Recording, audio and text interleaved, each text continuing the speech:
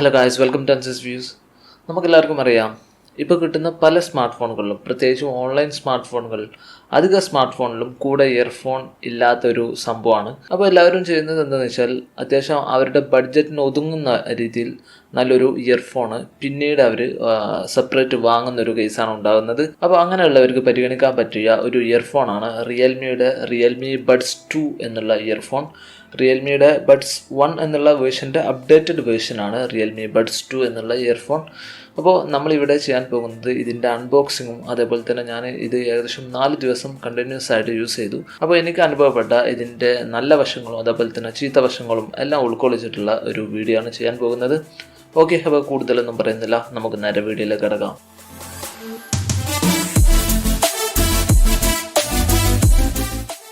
Okay, അപ്പോൾ ആദ്യം തന്നെ നമുക്ക് ഈ റിയൽമി ബഡ്സ് 2 എന്നുള്ള ഇയർഫോണിൻ്റെ ബോക്സ് ഫ്രണ്ടിൽ നിന്ന് നോക്കുമ്പോൾ തന്നെ ഫീൽ ദ റിയൽ ബാസ് എന്ന് എഴുതിയേക്കുന്നത് കാണാൻ സാധിക്കും.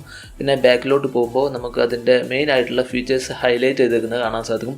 11.2 മില്ലിമീറ്റർ സൈസുള്ള ഡ്രൈവറാണ് ഇതിന് വന്നിട്ടുള്ളത്. അതായത് ഇതിൻ്റെ സ്പീക്കറിൻ്റെ ആ ഒരു ലെങ്ത് ആണ് ഇത് പറയുന്നത്.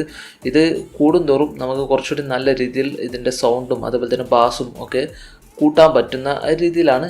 പക്ഷേ ഈ ഡ്രൈവർ സൈസ് മാത്രം നോക്കിയിട്ട് നമുക്ക് ഒരിക്കലും ഒരു ഇയർഫോൺ നല്ലതാണോ ചീത്തയാണോ എന്ന് പറയാൻ സാധിക്കില്ല. ഇവിടെ നമ്മൾ ഈ ഡ്രൈവർ സൈസ് എടുക്കുമ്പോൾ ഈ ഒരു റേഞ്ചിലുള്ള ഇയർഫോൺ എടുക്കുമ്പോൾ ഏറ്റവും ബെസ്റ്റ് ഇൻ ക്ലാസ് എന്ന് തന്നെ പറയാൻ സാധിക്കും. പിന്നെ അടുത്തായിട്ട് ഹൈലൈറ്റ് ചെയ്തിരിക്കുന്ന ഒരു സംഗതിയാണ് മാഗ്നറ്റ് ഉണ്ട് ഇതിൻ്റെ ഈ ഇയർഫോണിൻ്റെ ബാക്ക് സൈഡിൽ. പിന്നെ വേറൊരു കാര്യമാണ് കേബിൾ ഓർഗനൈസർ എന്നുള്ള സംഭവം ഇതിനോട് കൂടെ കൊടുക്കുന്നുണ്ട് എന്നുള്ള കാര്യം.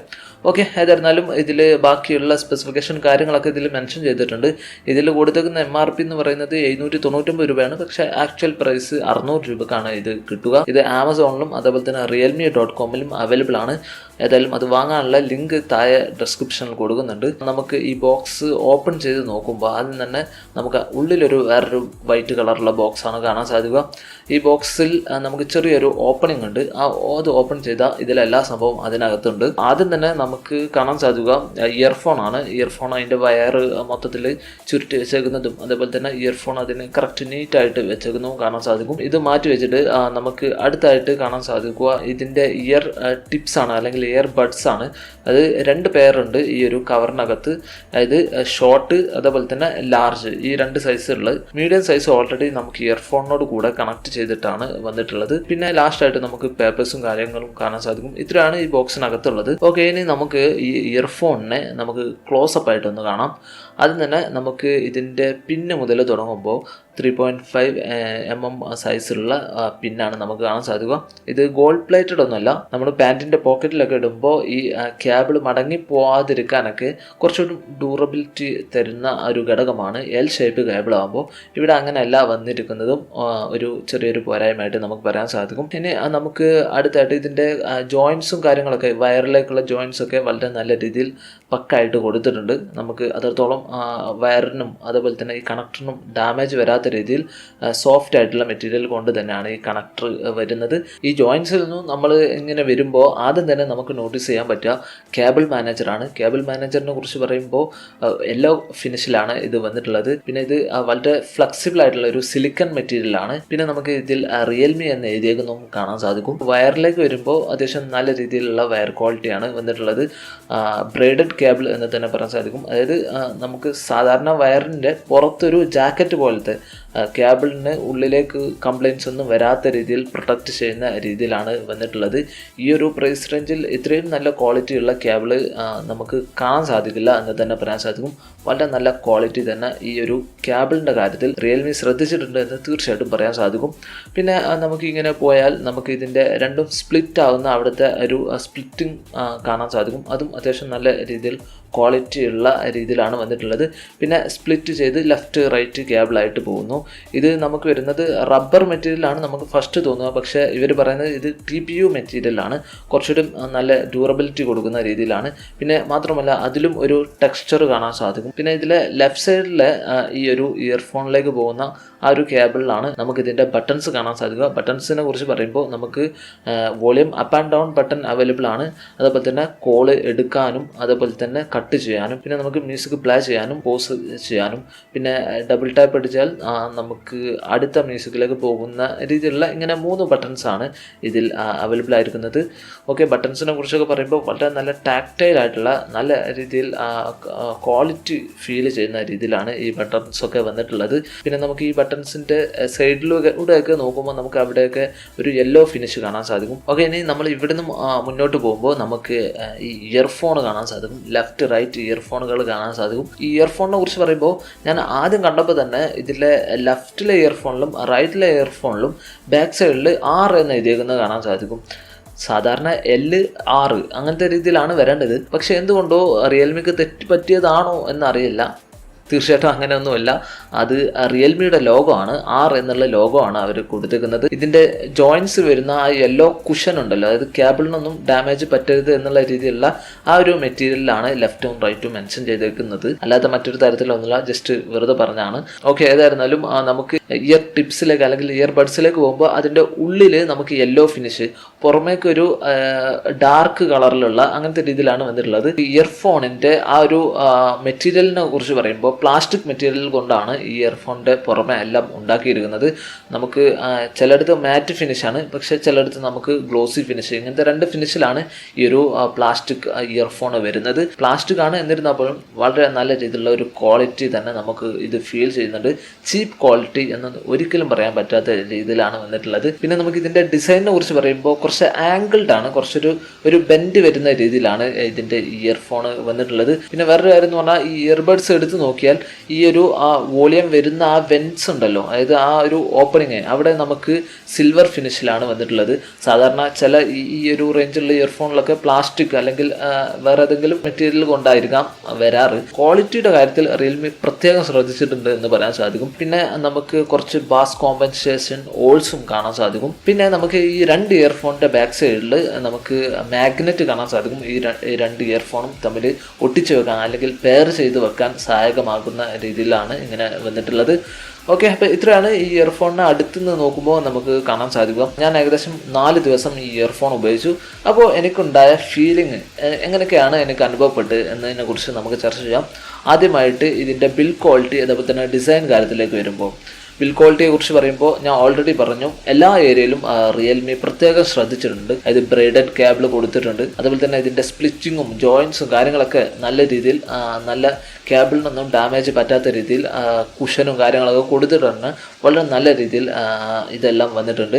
പിന്നെ ഇതിൻ്റെ ഇയർഫോൺസ് ആയാലും അതുപോലെ തന്നെ അതിൻ്റെ പെൻസ് ആയാലും അതുപോലെ തന്നെ ഈ ഇയർ ബഡ്സ് ആയാലും വളരെ നല്ല രീതിയിൽ ഫ്ലെക്സിബിൾ ആയിട്ടുള്ള നല്ല രീതിയിലുള്ള ക്വാളിറ്റിയിലാണ് വന്നിട്ടുള്ളത്. പിന്നെ അടുത്തായിട്ട് ഇതിൻ്റെ ലുക്കിനെ കുറിച്ച് പറയുമ്പോൾ നമുക്ക് ബ്ലാക്ക് പ്ലസ് യെല്ലോ, ഇടയ്ക്കൊക്കെ ഈ റിയൽമിയുടെ സ്വന്തം കളറായ യെല്ലോ കളർ ഇടയ്ക്കിടയ്ക്കൊക്കെ വരുന്നത് കൊണ്ട് തന്നെ ഈ ഇയർഫോണിന് ഒരു ഡിസ്റ്റിങ്ക്റ്റ് ലുക്കാണ്, ഒരു പ്രത്യേക തരം ലുക്ക് കൊടുക്കുന്നുണ്ട്. വളരെ നല്ല രീതിയിലാണ് design and build quality best in class എന്ന് തന്നെ പറയാൻ സാധിക്കും. ഓക്കെ, ഇനി അടുത്തായിട്ട് നമുക്ക് ചർച്ച ചെയ്യാനുള്ളത് ഇതിൻ്റെ കംഫർട്ട് അതേപോലെ തന്നെ ഫിറ്റിങ്ങും കാര്യങ്ങളൊക്കെയാണ്. മീഡിയം ഇയർബഡ്സ് തന്നെ വെച്ചിട്ടാണ് ഞാൻ ഉപയോഗിച്ചത്.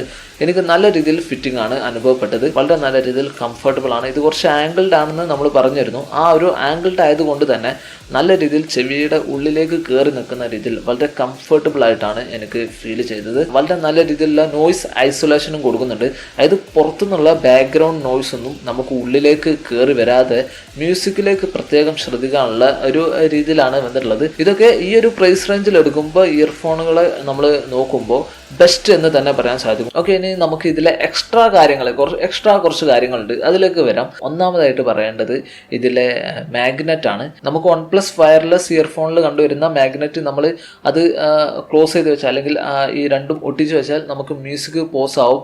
അതുപോലെ തന്നെ അത് തുറന്നു വെച്ചാൽ മ്യൂസിക് പ്ലേ ആവും. ഇങ്ങനത്തെ ഫീച്ചേഴ്സ് ഒന്നും ഇതിൽ അവൈലബിൾ അല്ല. പക്ഷെ നമുക്ക് കേബിള് കെട്ടിക്കൊടുക്കൊന്നും ഇല്ലാതെ ടാങ്കിൾ ഫ്രീ ആയിട്ട് ഉപയോഗിക്കാൻ പറ്റുന്ന രീതിയിൽ ഈ ഒരു ഇയർഫോൺ രണ്ടും ഒട്ടിച്ച് വെച്ചിട്ട് നമ്മൾ കേബിൾ മടക്കി വെച്ചാൽ ഇതെല്ലാം കൂടി ചുറ്റിപ്പിണങ്ങി നിൽക്കാതിരിക്കാനൊക്കെ ഇത് സഹായകമാണ്.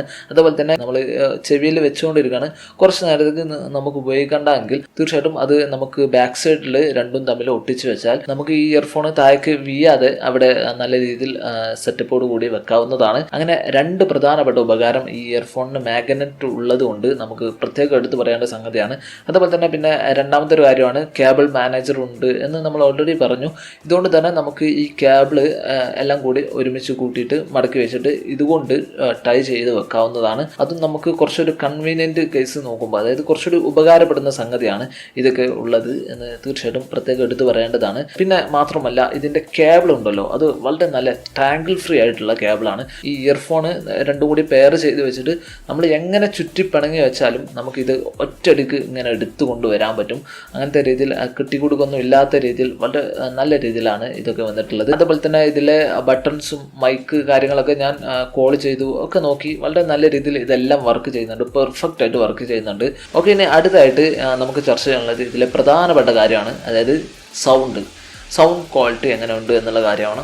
സൗണ്ട് ക്വാളിറ്റിയെ കുറിച്ച് പറയുമ്പോൾ എനിക്ക് ആദ്യം തന്നെ ഒറ്റ ഒരു കാര്യമാണ് പറയാനുള്ളത്, ബാസ് എന്ന് പറയുന്നത് കിടിലം ബാസാണ്. ഇവർ പറയുന്ന ഫീൽ ദ റിയൽ ബാസ് എന്ന് തന്നെയാണ് ഇവർ പറയുന്നത്. അതേ രീതിയിൽ തന്നെയാണ് നല്ല പക്ക ബാസ് ഈ ഒരു ഇയർഫോൺ കൊടുക്കുന്നുണ്ട്. പക്ക ബാസ് ആകുമ്പോൾ സാധാരണ ഈ ഒരു റേഞ്ചിലുള്ള ഇയർഫോണൊക്കെ നമ്മൾ എടുക്കുമ്പോൾ പ്രത്യേകിച്ച് ബോട്ട് ബാസ് ഹെഡ്സ് 225 ഈ ഇയർഫോൺ എടുക്കുമ്പോൾ നമുക്ക് നല്ല രീതിയിലുള്ള ബാസ് ഉണ്ട്. പക്ഷേ സൗണ്ട് ക്വാളിറ്റി നോക്കുമ്പോൾ അതിൽ കുറച്ചൊരു ബാക്കിലോട്ടാണ് സൗണ്ട് ക്വാളിറ്റി. പക്ഷെ ഇവിടേക്ക് വരുമ്പോൾ നമുക്ക് നല്ല രീതിയിലുള്ള ബാസ് കൊടുക്കുന്നുണ്ട്, മാത്രമല്ല നല്ല രീതിയിലുള്ള സൗണ്ട് ക്വാളിറ്റിയും കൊടുക്കുന്നുണ്ട്. അതാണ് ഇതിലെ ഏറ്റവും മെയിൻ ഹൈലൈറ്റ്. ഇനി അടുത്തായിട്ട് നമുക്ക് ഇതിൻ്റെ ചെറിയ പോരായ്മയിലേക്ക് പോകാം. ഇതിലെ കേബിൾ മാനേജർ നമ്മൾ പറഞ്ഞു അത് ഉപകാരപ്പെടുന്ന ഒരു സംഗതിയാണ്, പക്ഷേ കുറച്ചൊരു ബൾക്കിയാണ്. ആ ഒരു സാധനം ഇങ്ങനെ നമ്മൾ ഉപയോഗിക്കുമ്പോഴൊക്കെ നമ്മുടെ കയ്യിലും അവിടെ ഇവിടെയൊക്കെ തടഞ്ഞു നിൽക്കുന്ന ഒരു പ്രശ്നമുണ്ട്. അതുകൊണ്ട് തന്നെ നമുക്കത് വേണ്ട എന്നുണ്ടെങ്കിൽ അത് ഒഴിവാക്കാനുള്ള ഒരു മാർഗം ഇതിലില്ല. ഒന്നുകിൽ നമുക്കത് ആവശ്യമില്ല എന്നുണ്ടെങ്കിൽ എങ്ങനെയെങ്കിലും വലിച്ചൊക്കെ എടുത്തിട്ട് പുറത്തേക്ക് എടുക്കേണ്ടി വരും. ചിലപ്പോൾ അത് പൊട്ടിപ്പോകും. വളരെ ഫ്ലെക്സിബിൾ ആയിട്ടുള്ള രീതിയിലാണ് അത് വന്നിട്ടുള്ളത്.